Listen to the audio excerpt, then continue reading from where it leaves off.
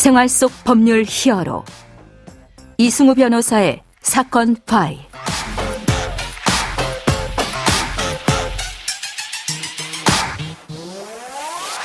안녕하세요. 이승우 변호사입니다. 각종 사건 사고에서 여러분을 구해드리겠습니다. 오늘 열어볼 사건 파일은 신뢰 범죄입니다.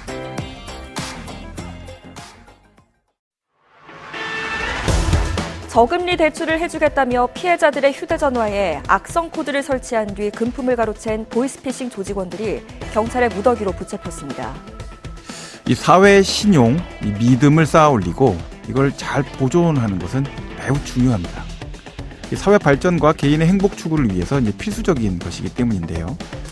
이 믿음을 해치는 보이스피싱 범죄, 조직적 사기 범죄, 사법기관이나 금융기관을 이용한 금융범죄는 이 그 자체도 문제지만 투명성, 개방성, 예측 가능성이라는 이 세 개의 법적 특성들을 고려할 때 우리 사회의 사법금융의 신뢰 수준을 보여주는 아주 중요한 지표적 범죄다라고도 생각합니다. 이 내용에 대해서 법무법인 법승 강수연 변호사와 함께 알아보도록 하겠습니다. 안녕하세요, 변호사님. 네, 안녕하세요. 네. 자, 먼저 이 신뢰 범죄, 약간 좀 어려운 표현을 좀 제가 생각해 봤는데 어떤 것들을 우리가 생각해 볼 수 있을지 좀 설명을 해 주시죠. 네, 신뢰 범죄란 거짓말을 하거나 상대방을 속여 사회 전반의 신뢰 수준을 떨어뜨리는 범죄를 의미합니다. 네네. 대표적으로 사기죄가 있으며 수사기관에서 피해 사실을 거짓으로 신고하는 무고죄, 그리고 법정에서 선서한 증인이 허위 진술을 할 경우 처벌받는 위증죄 등도 대표적인 신뢰 범죄라고 할 수 있습니다.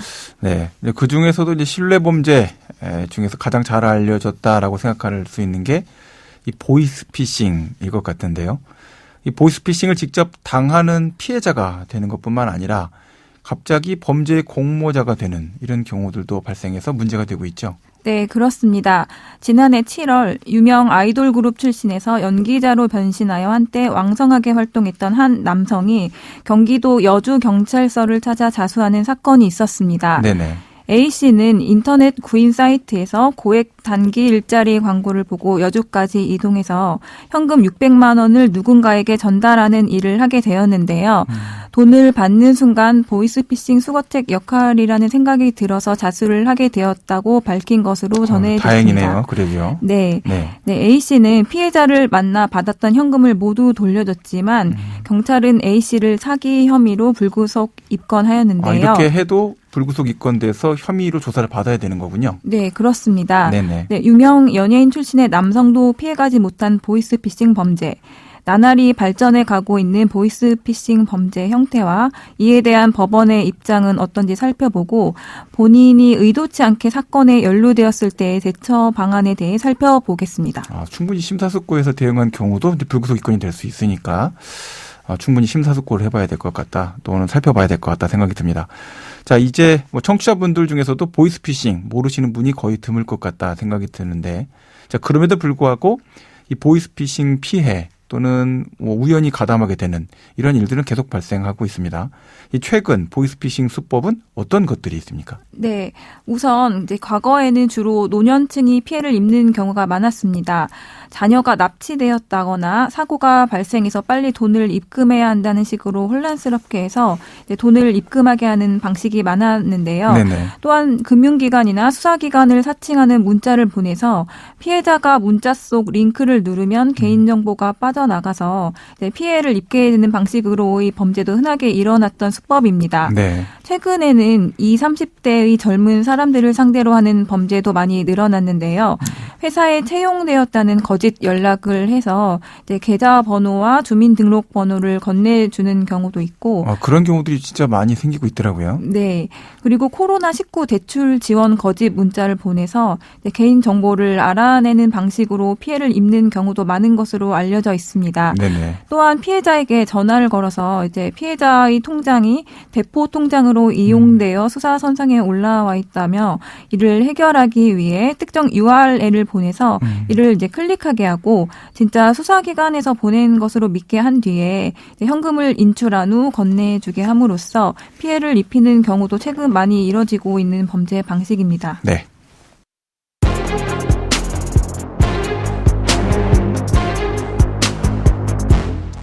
자, 앞서 설명해 주신 그 유명 전 아이돌 남성분처럼 보이스피싱 현금 수거책에는 누구나 포섭될 수 있는 이런 상태에 있다라는 거잖아요.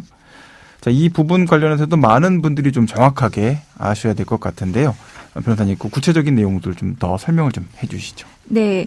그 보이스피싱 범죄와 관련해서 좀 더 주목해야 하는 부분은 자기도 모르게 보이스피싱 범죄의 단체의 공범 또는 방조범이 돼서 사기죄로 처벌받는 경우가 발생할 수 있다는 점입니다. 네. 실제로 최근 보이스피싱 범죄 혐의를 받고 상담을 오시는 분들 중에 본인의 행위가 보이스피싱이 한 역할을 한 것인지 모르고 행동을 했다가 경찰 수사관으로부터 혐의가 있다고 소환돼서 이제 이에 대해 이야기하러 오시는 분들이 상당히 많습니다.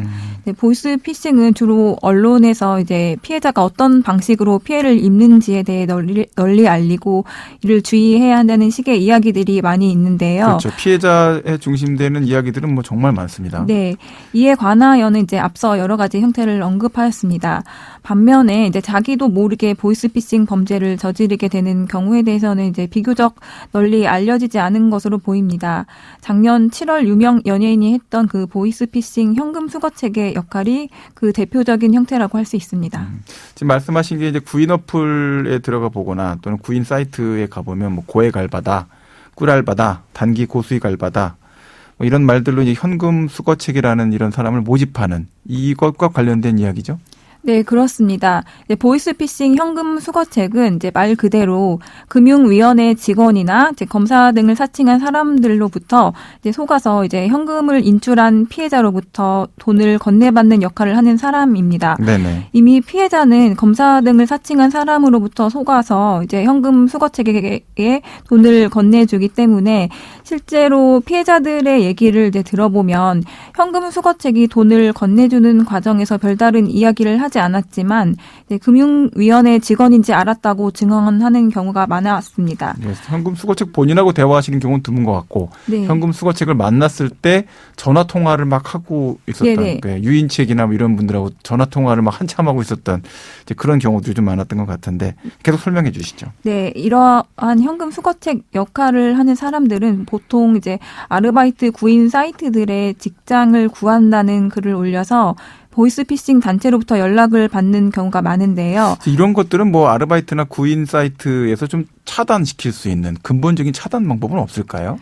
네, 그런 방법도 논의가 될 수 있지만 일단 이제 그런 검색어를 차단하는 것은 이제 여러 법률 검토가 필요할 수도 있기 때문에 법 규정 자체가 좀 있어야 되겠죠. 네네. 그래서 아직 간단하지는 않은 것으로 보입니다. 네네. 네, 이제 취업을 원하는 사람에게 이제 쪽지를 보내서 본인을 채권 추심, 금융 투자 등의 일을 하는 회사라고 알린 후에 코로나 핑계로 비대면 면접을 통해 채용을 하는 식으로 현금 수거책 역할을 하는 사람을 이제 모집하는데요. 네네. 보이스피싱 단체들은 이제 본인들이 정상적으로 운영하는 회사처럼 보이기 위해서 실제로 인터넷 홈페이지도 만들어 놓기 때문에 취업 희망자들이 일반 회사에 취업한 것으로 생각을 할 수밖에 없게 하고 있습니다. 아까 말씀드린 것처럼 그런 측면까지 고려하고 있고 하니까 충분히 그런 구인 사이트나 구직 사이트에서 이거를 거르지 못한 것에 대한 법적 책임도 좀 물어볼 여지가 있다라는 생각이 드는데 이것도 사실은 뭐 관련된 규정들을 좀 정비해 주는 것이 바람직하지 않을 거라 생각이 들고 자, 오늘 이제 신뢰범죄와 보이스피싱에 대해서 이야기 많이 나눠봤는데요. 마지막으로 관련해서 이 변호사의 조력이 필요합니까? 네, 그렇습니다. 네, 이 보이스피싱 범죄는 2006년 국내에서 이제 발생하기 시작해서 사회적으로 크게 문제가 된 지도 벌써 이제 20년 가까워지고 있습니다. 보이스피싱 범죄에 대해 이제 언론이나 국가에서 많이 홍보를 하고 있어 비교적 피해 형태가 많이 알려져 있는 것 같지만 여전히 이제 보이스피싱으로 피해를 입어 고통받는 사람들이 많이 있습니다. 네, 보이스피싱 수법이 이제 나날이 발전해 감에 따라 최근에는 자기도 모르는 사이에 보이스피싱의 범죄자가 되어 있는 경우도 많이 있는데요. 네, 가까운 법무법인이나 변호사의 조력을 통해 사건을 진행하는 것이 중요하다고 생각됩니다. 네, 지금까지 강수현 변호사와 함께했습니다. 오늘 말씀 고맙습니다. 네, 감사합니다.